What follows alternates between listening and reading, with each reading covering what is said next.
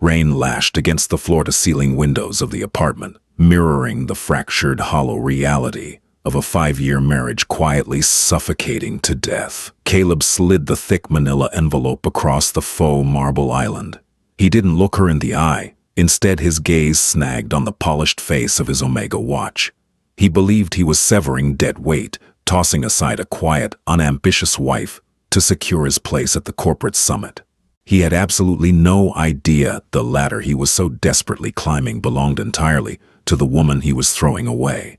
The click of the front door unlocking didn't sound different than it did any other Tuesday, yet the air in the apartment shifted immediately. Nora stood at the kitchen island rhythmically, slicing a bell pepper with a knife that desperately needed sharpening. The dull blade bruised the red skin before it cut through, leaving jagged, uneven strips on the bamboo cutting board. She smelled him before he fully rounded the corner into the kitchen, a sharp, expensive mix of juniper gin city rain and the unmistakable chemical crispness of dry cleaning. It was a scent that used to mean safety. Now it just smelled like a stranger's ambition. Caleb didn't bother taking off his trench coat. He stepped into the harsh overhead light of the kitchen, his leather shoes squeaking faintly against the damp linoleum. He didn't say hello. He didn't drop his briefcase by the door the way he used to when he was just a junior analyst, exhausted by the grind. He carried it with him, clutching the handle like a shield. "Stop cutting for a second," he said. His voice was entirely devoid of inflection. It was the exact tone he used when terminating a junior vendor over a Zoom call. Nora paused. She didn't look up immediately. Her eyes remained fixed on the wet seeds scattered across the wood grain. A drop of water rolled off her knuckles and hit the board with a soft, pathetic tap. Finally, she wiped her hands on a heavily laundered dish towel, the cheap, rough cotton scraping her skin, and looked at him. He reached into the inner breast pocket of his coat and pulled out a thick, folded manila envelope. He set it on the counter. He didn't toss it. He placed it with deliberate, agonizing precision, then pushed it forward with the tips of his index and middle fingers. The heavy paper made a dry, sliding sound against the cheap laminate surface. "What is this?" she asked. Her voice was smaller than she wanted it to be. She hated the slight tremble in her throat, the way her chest constricted around a lungful of stale, onion-scented air. "It's over, Nora," Caleb said. He finally looked at her, but his eyes were flat. They were the color of slate, offering absolutely no warmth, no regret, not even a spark of anger. Just cold, absolute finality. "I filed the paperwork. My attorney drew up the settlement this afternoon. It's more than fair. Generous, even considering Nora stared at the envelope. She didn't reach for it. Her brain felt like it was encased in cotton. She noticed the most irrelevant things. The stitching on the envelope's flap was fraying slightly at the corner. There was a microscopic smudge of ink near Caleb's left cuff. Often, she thought about how the refrigerator was humming louder than usual, a grating metallic vibration that rattled her back teeth. "Considering what?" she managed to say. Her tongue felt like sandpaper against the roof of her mouth. "Considering the fact that we are moving in completely different directions." Caleb sighed, shifting his weight. He looked exhausted by the conversation already, as if breaking his vows was just another tedious, administrative task on his calendar. "Look at me, Nora. Look at this." He gestured vaguely to the apartment, to her faded gray sweater, to the dull knife on the counter. "I'm making partner next month.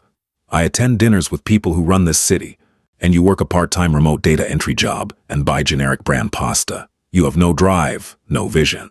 I need someone who aligns with my trajectory." A name flashed in Nora's mind. Jocelyn, the senior partner's daughter. The one with the blindingly white veneers and the laugh that sounded like shattered glass. Caleb had been spending a lot of late nights compiling risk assessments with Jocelyn. "Your trajectory," Nora repeated, testing the syllables. The words tasted ridiculous in her mouth. "Don't do this.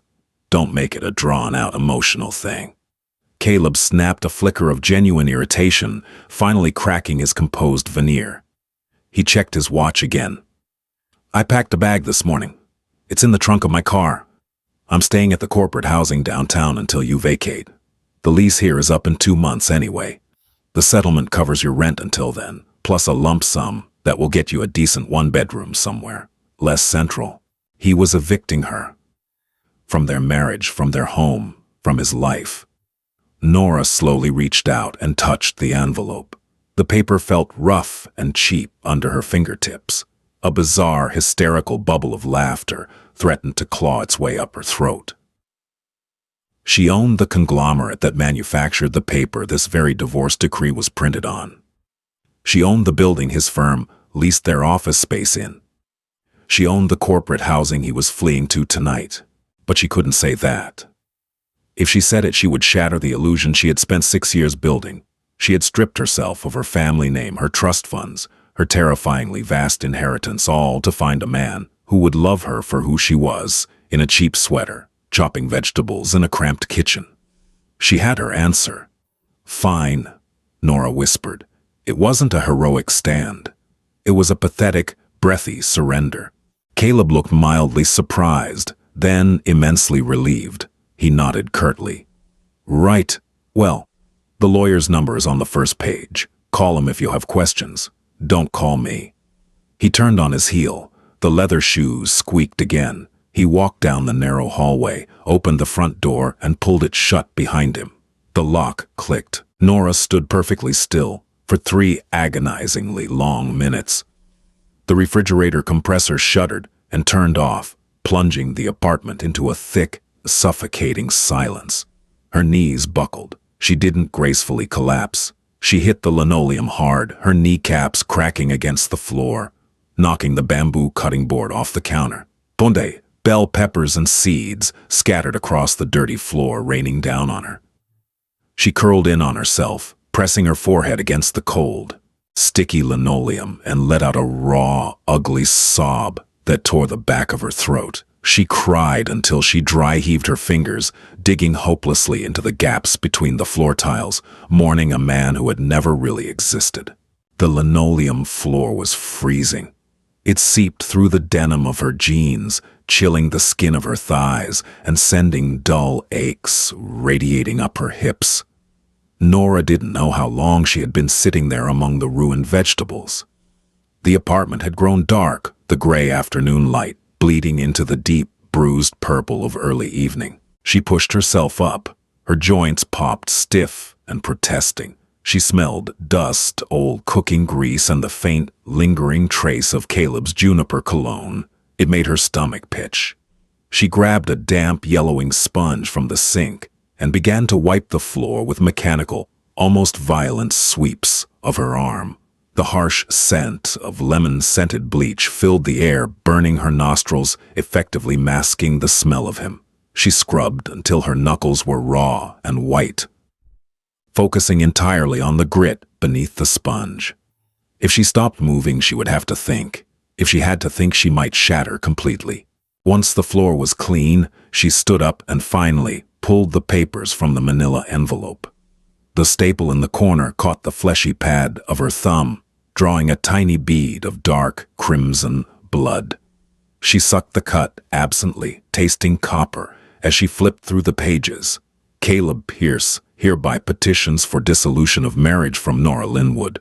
She read the terms. He was right. He thought he was being generous. $50,000, a used Honda Civic, 2 months' rent in this cramped, drafty box. To Caleb, whose idea of wealth was a 6-figure salary and a leased BMW, this was a king's ransom to buy his freedom. To Nora, $50,000 wouldn't even cover the annual maintenance fee on her grandfather's yacht parked in Monaco. A profound, freezing clarity began to wash over her, extinguishing the pathetic weeping woman on the floor and leaving behind something rigid and terrifyingly hollow. She had played the role of the struggling, supportive wife to perfection. She had clipped coupons, learned to cook cheap cuts of meat, and spent her evenings massaging his shoulders while he complained about senior partners, men whose careers she could end with a single text message. She had hidden her identity, terrified of being used for her wealth, only to be discarded for her lack of it. She dropped the papers onto the damp counter. The cheap ink immediately began to bleed into the water droplets left behind from the vegetables. Nora walked out of the kitchen and down the short hallway to the bedroom closet. She bypassed her meager rack of Target sweaters and clearance rack dresses. She pushed aside a stack of dusty shoe boxes in the back corner, revealing a loose baseboard. She dug her fingernails into the seam and pried the wood away. Behind it sat a small, heavy steel lockbox. It was cold to the touch. She dialed the combination her father's birthday, ironically enough, and flipped the heavy latch. The hinges shrieked faintly. Inside sat a black leather passport wallet, a heavy platinum signet ring bearing a crest Caleb had never seen, and an outdated, thick black burner phone. She picked up the phone and pressed the power button. The screen glowed to life with a sickly green backlight. Boom! She waited as it connected to a network it hadn't touched in 6 years. She typed in a number she knew by heart, pressing the rubbery keys down hard. It rang exactly once. Garrison Private Office, a deep, gravelly voice answered. The tone was guarded, professional, utterly devoid of warmth. Nora swallowed hard. The dry lump in her throat felt like a stone. Gregory, it's Eleanor. There was a silence on the line so profound, Nora could hear the faint, static hum of the encrypted connection. Then a sharp intake of breath. Miss Garrison, we had stopped expecting a call. The ironclad professional facade slipped just for a fraction of a second, revealing the shock underneath. I need a car, Nora said, her voice dropping an octave. The timid, breathless quality of Nora Linwood evaporated, replaced by the crisp, clipped cadence she had been raised to speak with. Send it to the address attached to my old burner ping. I need a suite at the St. Regis prepared. And Gregory, yes ma'am, I need you to pull the complete ownership portfolio of Pierce Vance and Abernathy. Every holding, every lease, every major client contract. Consider it done. May I ask the occasion? Miss Garrison. Nora looked back toward the kitchen, toward the ruined divorce papers, bleeding ink onto the counter. She touched the platinum signet ring in the box, feeling the sharp edges of the family crest. I'm coming home, she said quietly, and I'm going to fire my husband. She hung up before he could respond. She tossed the heavy phone onto the unmade bed. She walked into the bathroom, turned the shower dial all the way to scalding, and stripped off the cheap gray sweater. The hot water hit her skin like a punishment, turning her shoulders bright pink. She picked up the generic vanilla body wash she had used for years. Caleb said he liked the smell, said it reminded him of cookies, and dumped the entire bottle down the drain, watching the thick, pearlescent liquid vanish into the gray. When she stepped out, her skin was raw and steaming. She didn't bother putting on makeup. She walked back to the closet and pulled down a heavy garment bag that had hung untouched at the very back for 5 years. She unzipped it, the metal teeth sliding smoothly, revealing a perfectly tailored midnight blue cashmere trench coat. She slipped it on. It fit flawlessly, settling heavy and expensive across her shoulders. The fabric smelled faintly of cedar and cold, hard cash. She slipped her feet into a pair of worn but impeccably crafted Italian leather loafers she had hidden beneath the bed. Nora walked back into the kitchen. She picked up Caleb's $50,000 settlement check, ripped it cleanly down the middle, and left the pieces lying beside her silver wedding band. Outside, a sleek black Maybach silently pulled up to the curb, its headlights cutting through the driving rain. Nora opened the front door, didn't bother locking it behind her, and walked out into the storm.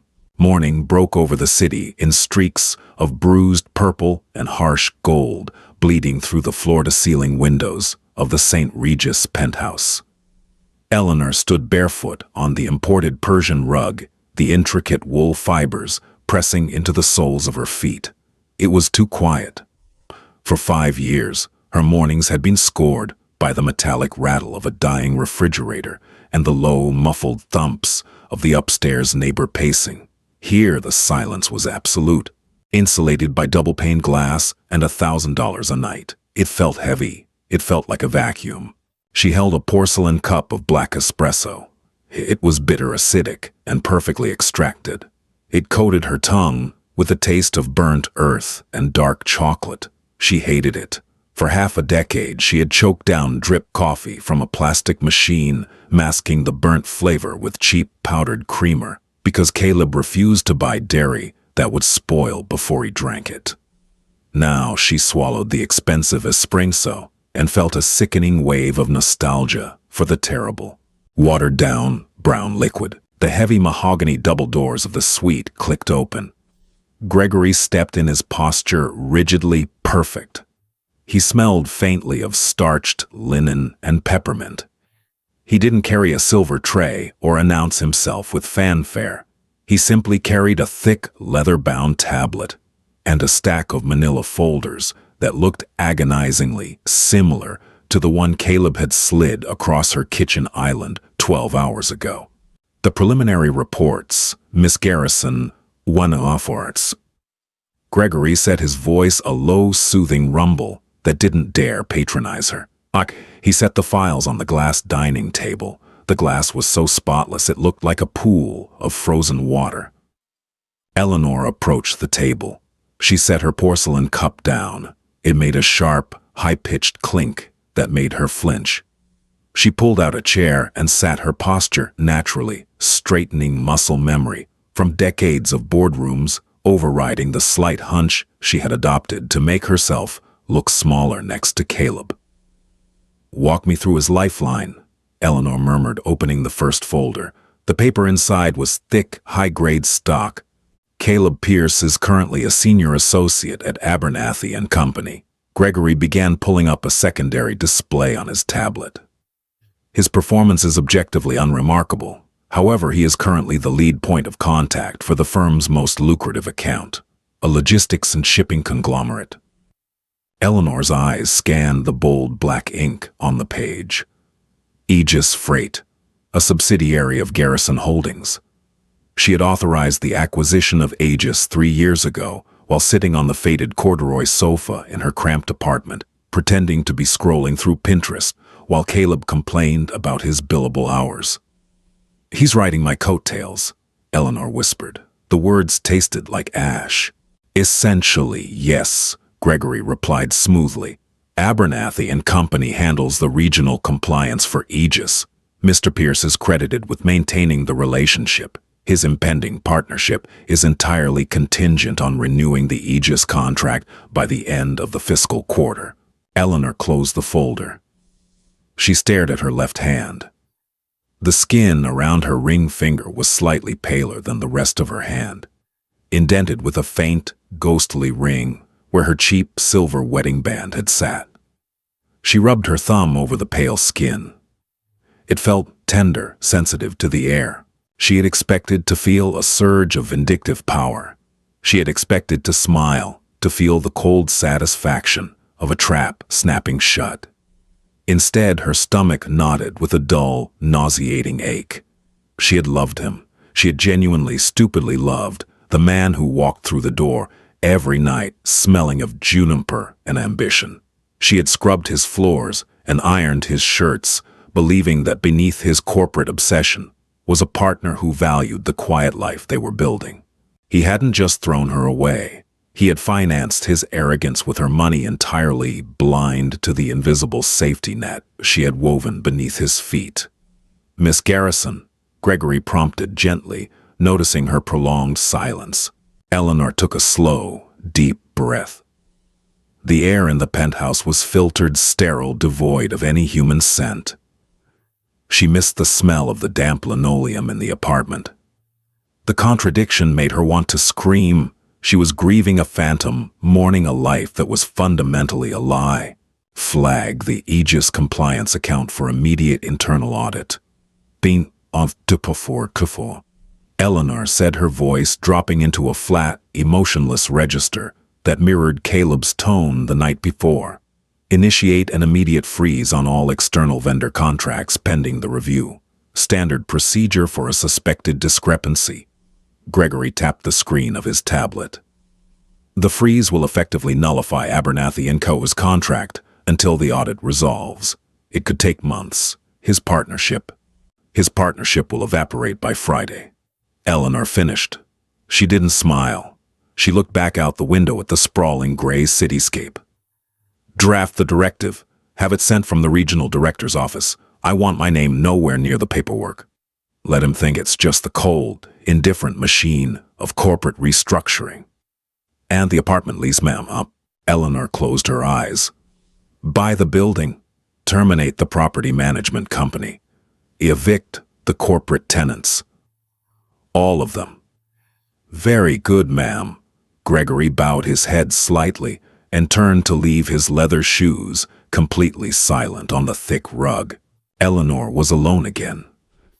She picked up the espresso cup, the porcelain now cold against her fingers, and poured the remaining dark liquid onto the pristine roots of an expensive imported orchid sitting as a centerpiece.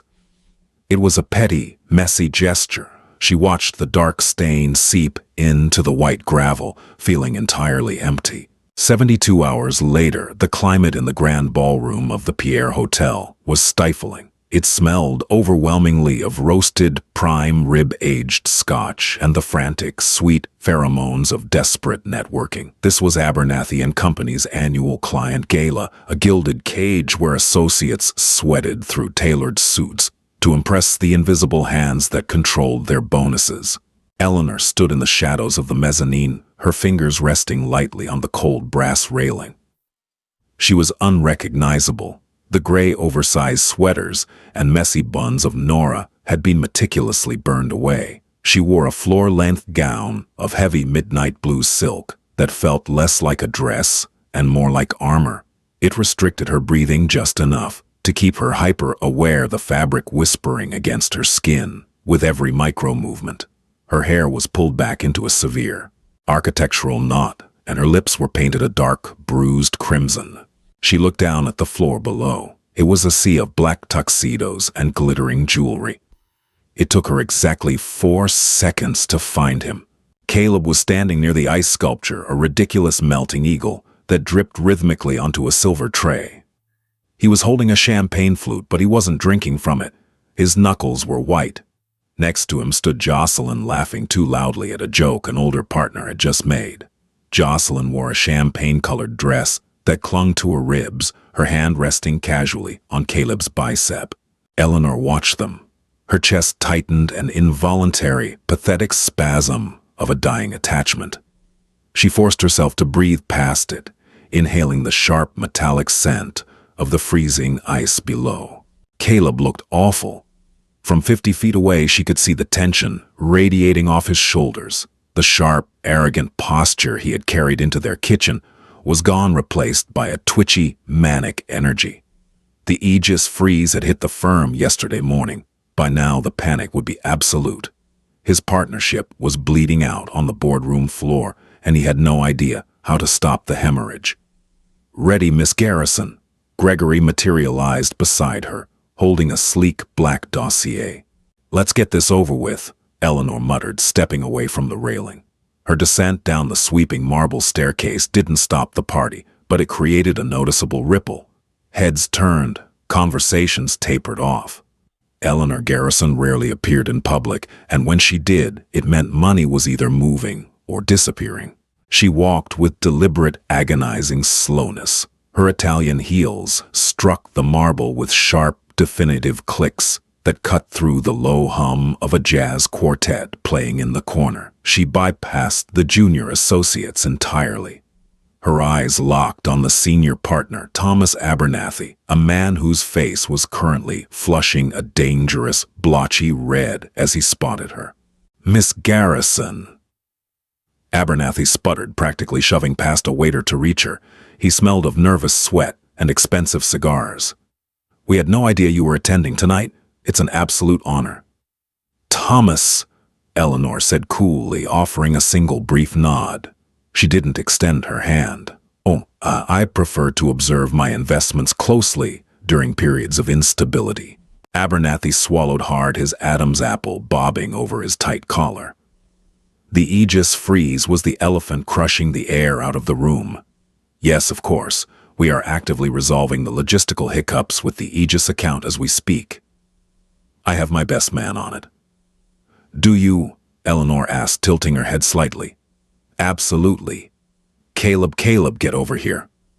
Abernathy snapped his fingers, waving frantically toward the ice sculpture. Eleanor didn't move a muscle. She waited, letting the seconds stretch into a torturous silence. She heard the squeak of Caleb's patent leather shoes approaching. She smelled the juniper cologne before he even stepped into her peripheral vision.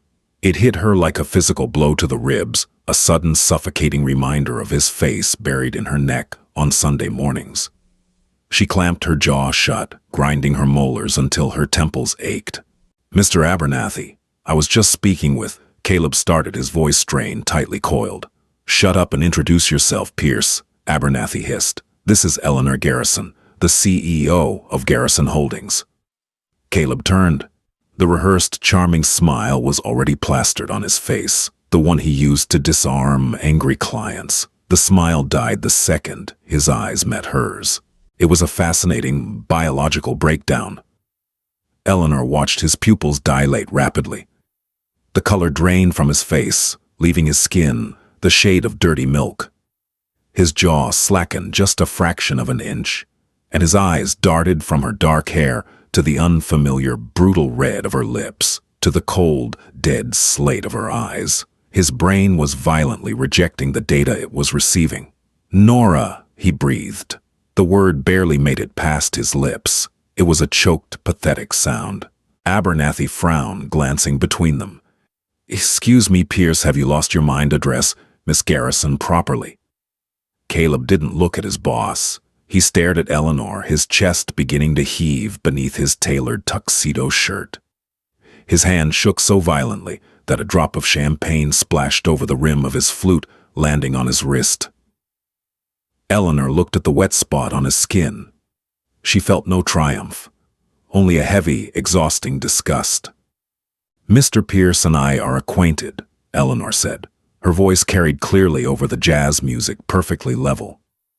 He handled some minor domestic paperwork for me recently. I found his execution to be...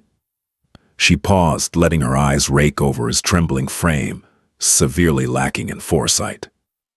Caleb opened his mouth, but no sound came out. The realization was finally clawing its way through his shock, tearing down his reality beam by beam.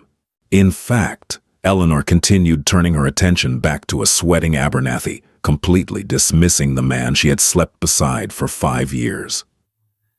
Given the current administrative chaos regarding the Aegis account, I'm afraid Garrison Holdings requires a firmer hand. I am officially pulling the contract from your firm, Thomas, effective immediately. Abernathy let out a sound like a deflating tire. Miss Garrison, please, if Pierce is the issue, ma. He is, Eleanor said sharply, but he is a symptom of your poor judgment. Enjoy the gala, gentlemen. She didn't look back as she walked away, but she heard the exact moment Caleb dropped his champagne glass. It shattered against the marble floor, a bright, chaotic crash that sounded exactly like the end of a life. The sharp, bright crash of the crystal champagne flute shattering against the marble floor echoed long after Eleanor's midnight blue silhouette disappeared through the heavy brass doors of the Pierre Hotel. Caleb didn't move. He couldn't. The muscles in his legs felt paralyzed, flooded with a sudden icy lethargy. The puddle of spilled champagne crept across the polished floor, soaking slowly into the hem of his tailored trousers. It felt cold against his ankle, but the sensation was 1,000,000 miles away. His brain was caught in a violent skipping loop.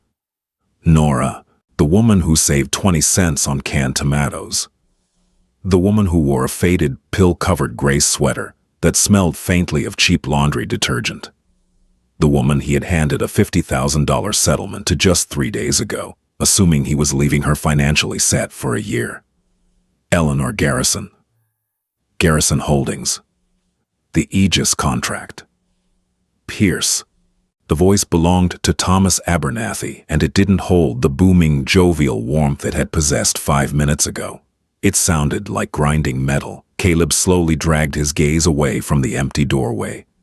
Thomas's face was no longer just flushed, it was a deep, mottled purple. The senior partner's hands were shaking as he gripped the lapels of his own tuxedo. "Thomas, I can explain." Caleb started. His throat was entirely devoid of moisture. The words scraped against his vocal cords like sandpaper. "There has to be a misunderstanding. That wasn't Miss Garrison. That was my ex-wife, Nora." "Are you completely out of your mind?" Thomas hissed, leaning in so close Caleb could smell the sour stench of digesting scotch on his breath. "That was Eleanor Garrison. I've been trying to secure a face-to-face meeting with her for 3 years. She is the principal stakeholder of the conglomerate that provides 60% of this firm's annual revenue, and you just let her publicly sever our largest contract." "She's Nora." Caleb repeated a pathetic, desperate insistence. He looked to his right, seeking backup. "Jocelyn, tell him. You saw her picture on my desk before I threw it out." Or, Jocelyn took a highly deliberate half-step backward. Her perfectly manicured fingers, which had been resting warmly on his bicep all evening, were now clasped firmly in front of her. Her expression, previously soft and adoring, had hardened into a mask of pure, self-preserving calculation. "I don't know what you're talking about, Caleb," Jocelyn said, her voice dropping an octave, stripping away the bubbly charm. She glanced at her father, signaling her absolute detachment from the sinking ship standing next to her. "You told me your ex-wife was a part-time data clerk who was holding you back. You never mentioned she was a billionaire." "She isn't, she didn't have any money." Caleb's voice cracked a humiliating squeak that drew the stares of 3 junior associates standing near the bar. "Collect your things from the office by 8 a.m. tomorrow," Thomas said completely, ignoring Caleb's unraveling. He didn't yell. The terrifying part was how calm he suddenly sounded. It was the clinical tone of a surgeon amputating a gangrenous limb. "Your key card will be deactivated at 8:15. Do not speak to the press. Do not contact the Aegis representatives. If you breathe a word of this firm's internal metrics to anyone, our legal team will bury you so deep you won't see daylight until you're 90. But Thomas turned on his heel and marched toward the exit, desperately dialing his phone.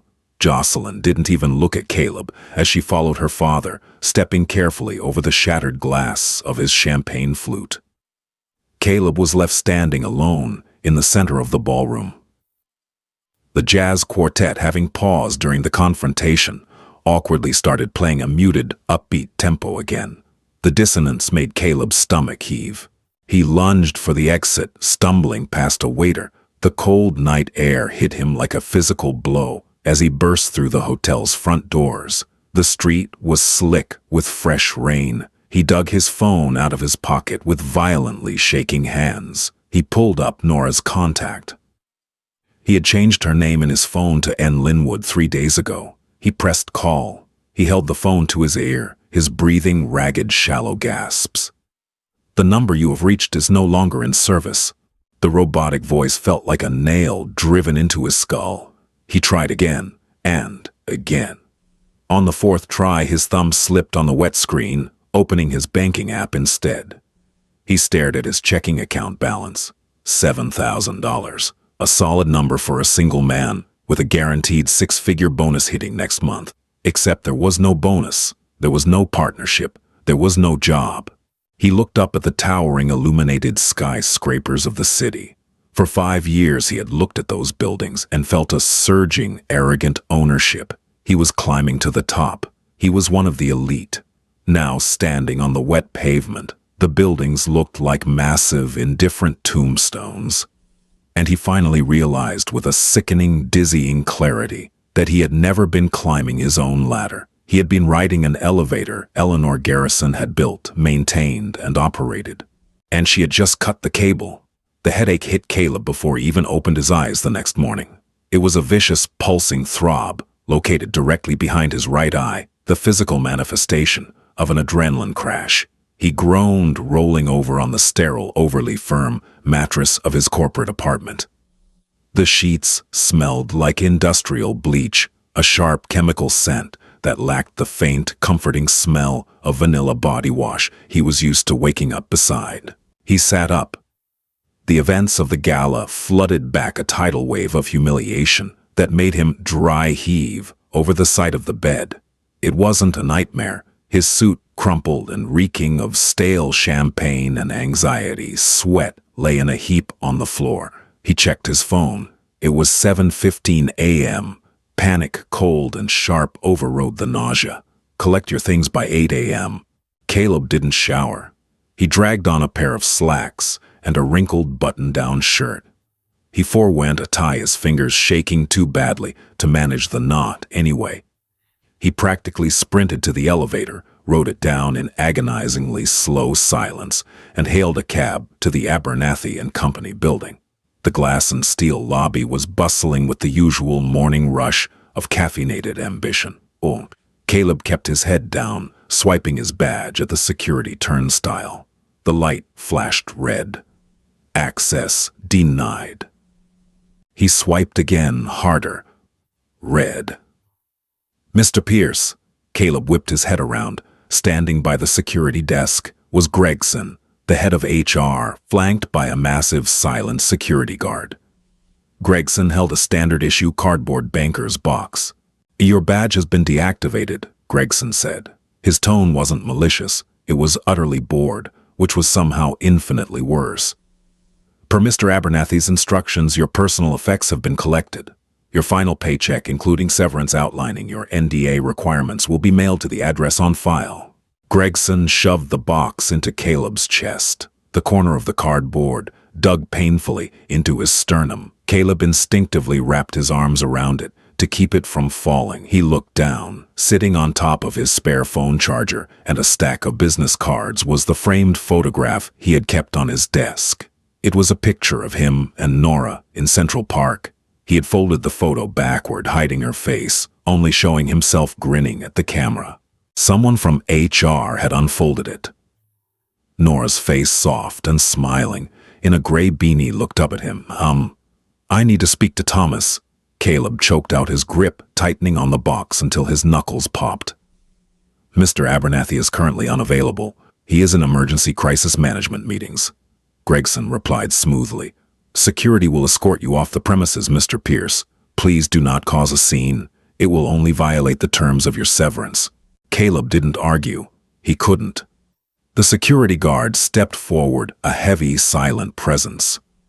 Caleb turned and walked out the revolving doors, clutching the cardboard box like a life preserver. He stood on the sidewalk for 20 minutes, completely numb. The city moved around him entirely indifferent to the fact that his entire existence had just been vaporized. He needed to regroup. He needed to sit down, open his laptop, and start leveraging his contacts. He was a good lawyer. He would bounce back. He just needed to get back to the corporate apartment, take a hot shower, and think. He took the subway back downtown, unable to justify the cost of another cab.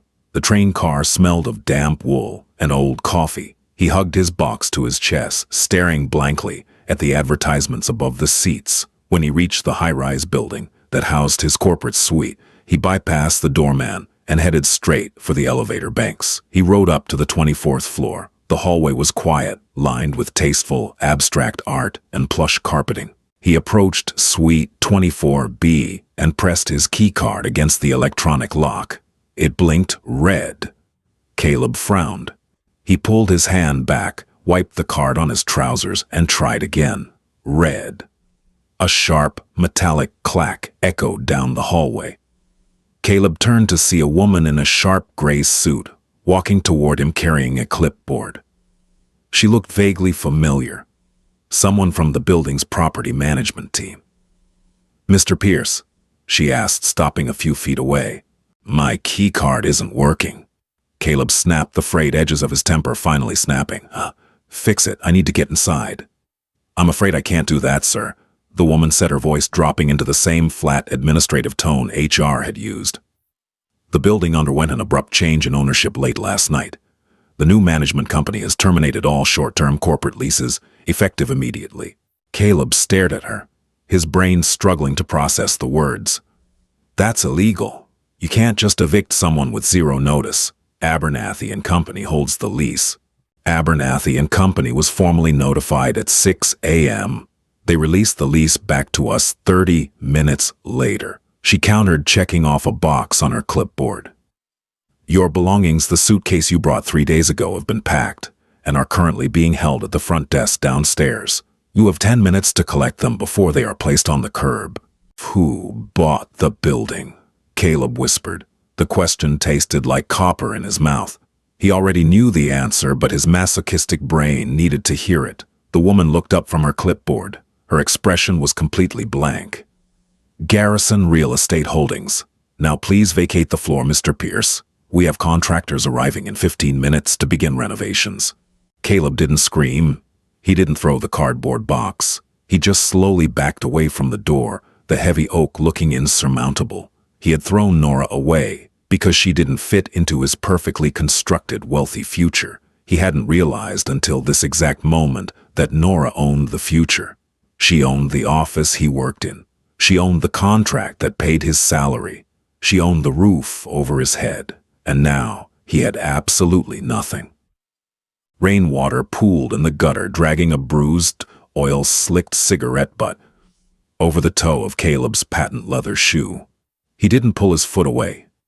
He sat on the hard plastic shell of his suitcase, the damp cardboard banker's box resting precariously on his knees.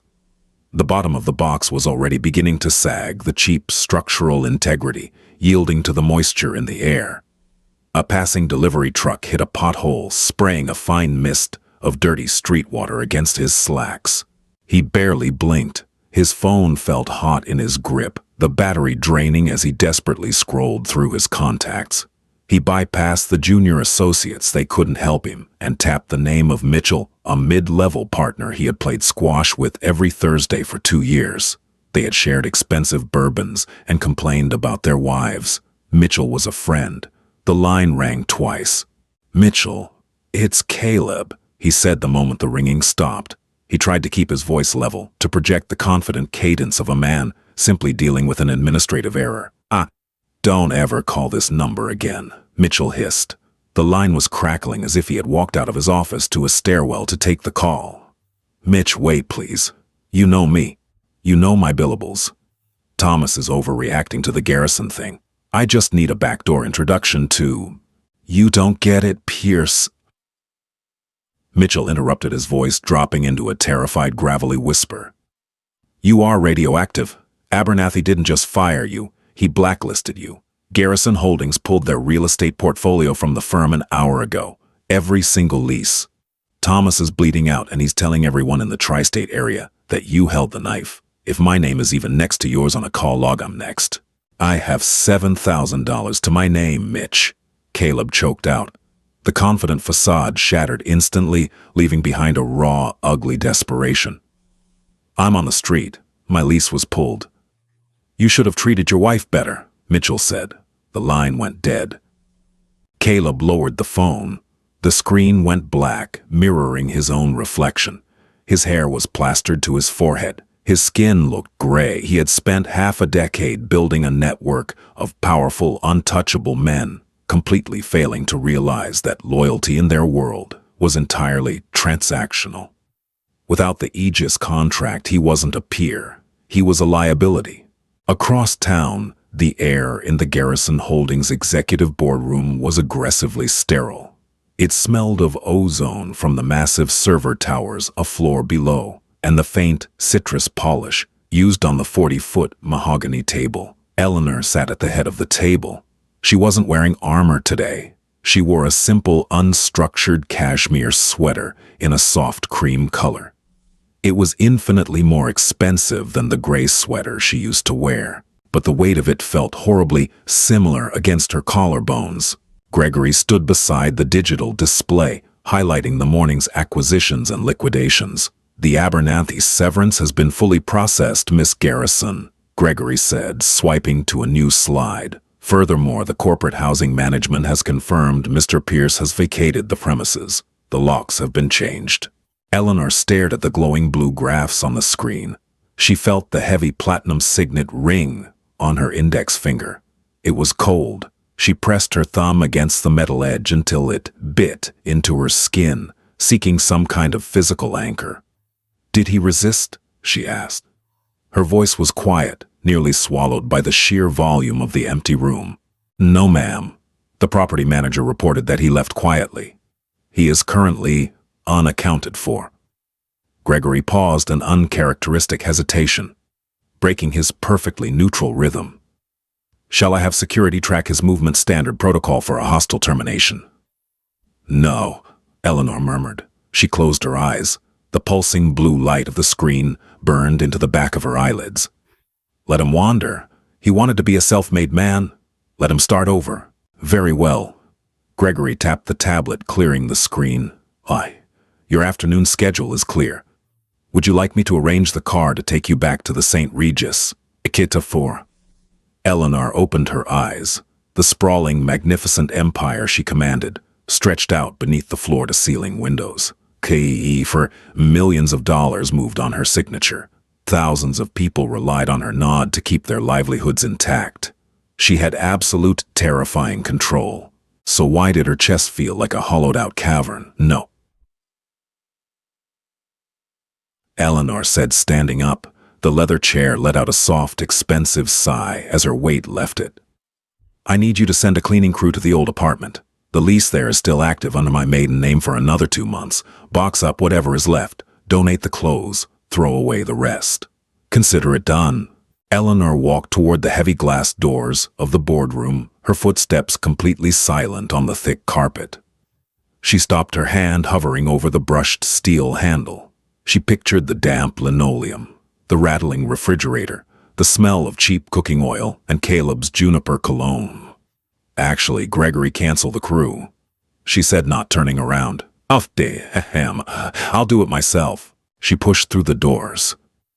She needed to pack away the ghost of Nora Linwood with her own hands. She needed the physical exertion, the tactile reality of throwing away the cheap plates they had bought at a discount store, the threadbare towels they had shared.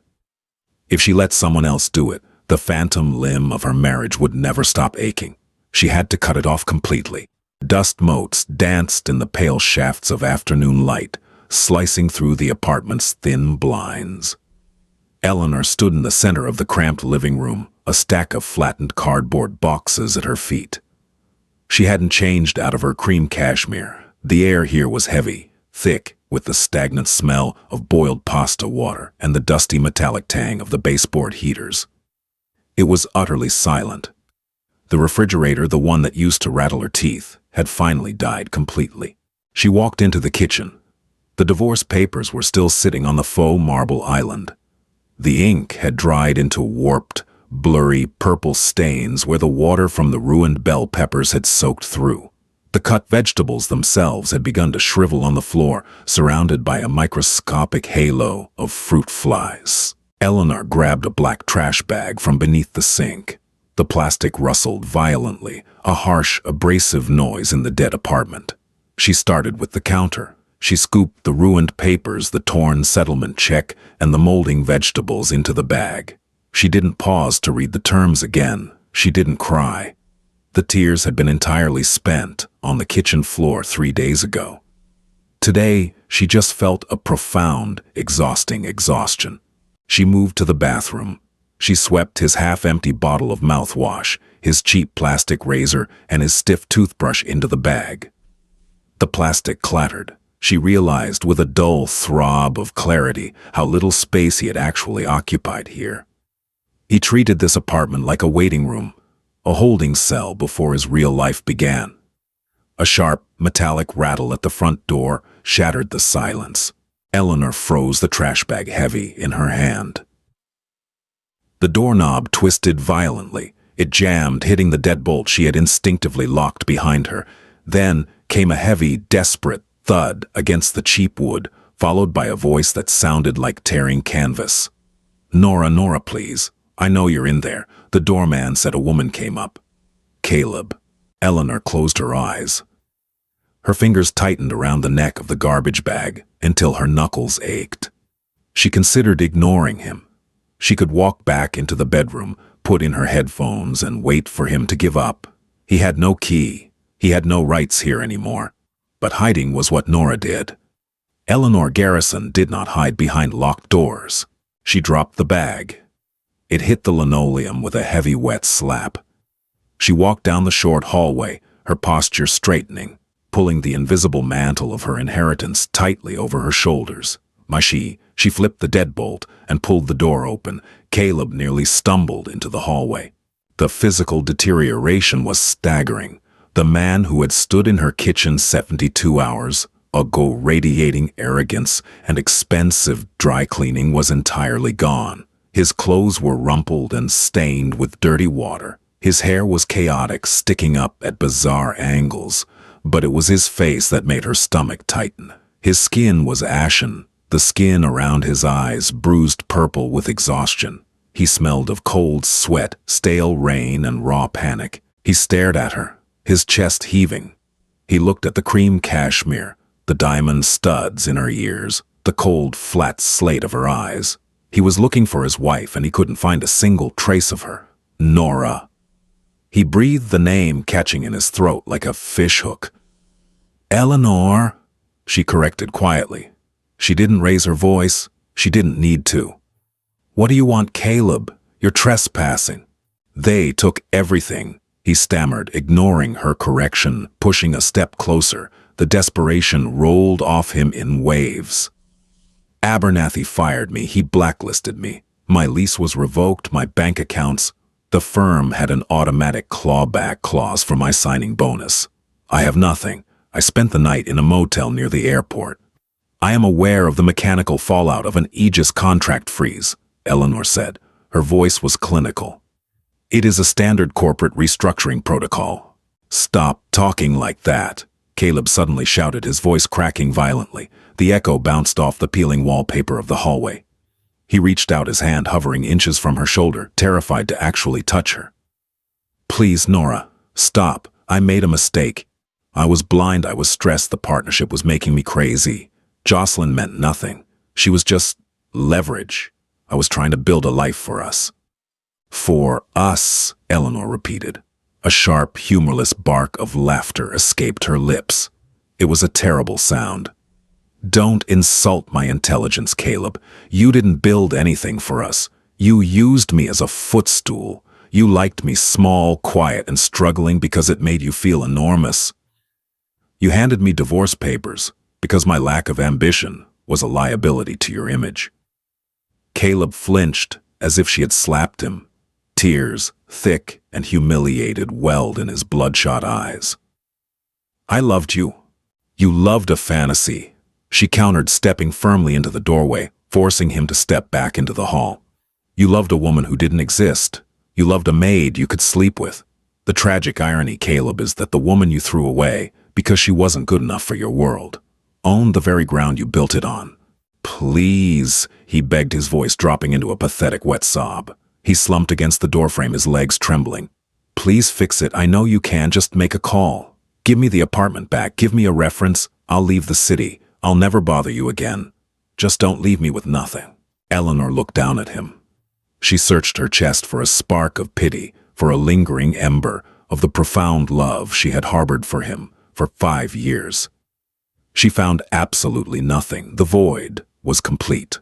When you handed me that envelope, Eleanor said softly, you told me to call your lawyer if I had questions and not to call you. She held his gaze as the finality of the words sank into his panicked mind. My private office handles all external grievances, Mr. Pierce. Do not come here again. She stepped back inside and closed the door. The cheap wood slotted perfectly into the frame.